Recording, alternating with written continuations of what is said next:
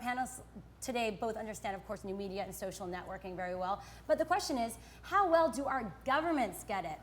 Last Thursday, British Prime Minister David Cameron made the following comments to the House of Commons.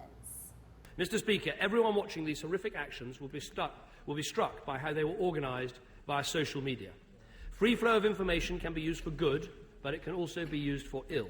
So we are working with the police, the intelligence services and industry to look at whether it would be right to stop people communicating via these websites and services when we know they are plotting violence, disorder and criminality. For context, the London police singled out BlackBerry Messenger as the main source of spreading information during the riots. Unlike Facebook or Twitter, BBM messages can be private and untraceable. And given that, do you think that the government has the right to ban social networking? Amy? Well, what this tells me is there's a lack of understanding of what social media channels really are. Because really it wasn't invented for advertisers or government or that type of thing. It's just communication. So the ability to control and ban is a little, that's a naive statement. Well, the internet was created for the military to have control, well, to communicate when they couldn't communicate, and oddly enough, they're shutting it down now, right? Well, can all these people just text each other? Like, let's go burn this building down, meet me here, you know what I mean? Like, I don't know why it's necessarily the internet. Well, it's like back in the day, they would have said email. We're going to shut down email or shut down calling each other. Right. So I mean, communication has to flow freely, and I feel like if government tries to stop it, they're not going to be able to. They're going to try to, and it might cut down on it, but I feel like it's impossible to stop that flow of communication. Do they have a right to blame social media for all of this? No, they have those idiots to blame for this. Yeah, Amy, what do you think?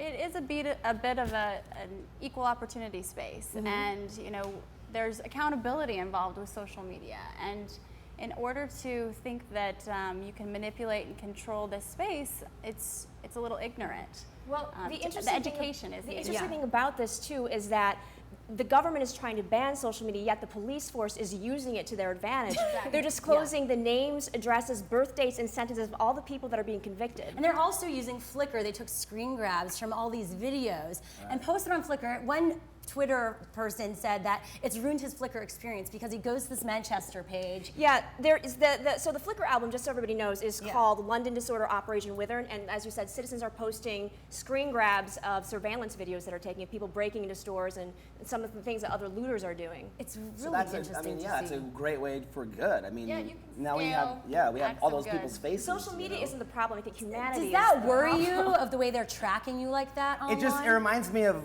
Minority Report when he was walking through it and his eyes are flashes like, Mr. Jones, would you like this suit? And like that freaks me out a little bit because I feel like that's getting closer. Like as soon as they ask us to put chips in our head, I'm going to say no. Well, yeah. Do you feel safer? Because during the protests in Egypt, this is the thing, we praised social media in that case, and now we're putting it down. So is it a double standard here? When we don't like what people are saying, we want to shut down the internet, Amy? Well, there's a sense of democracy. I mean, everybody votes every day on what they consume and what does trend.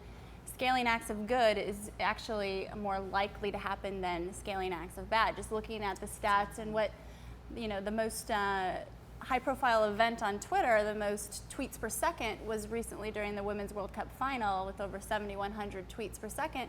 That actually far exceeded any of the, the negative, terrible situations that we've all seen. But it's just communication. So who's amplifying it? Is it the people on social media? Is it the media, the traditional media? Is it the government?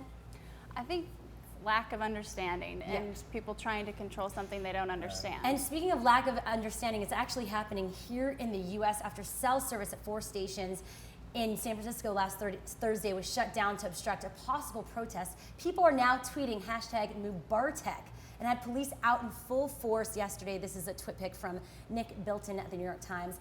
This tweet from G-Square86, an activist in Egypt, describes a lot of the chatter around this. She said, "I can't believe what I'm reading.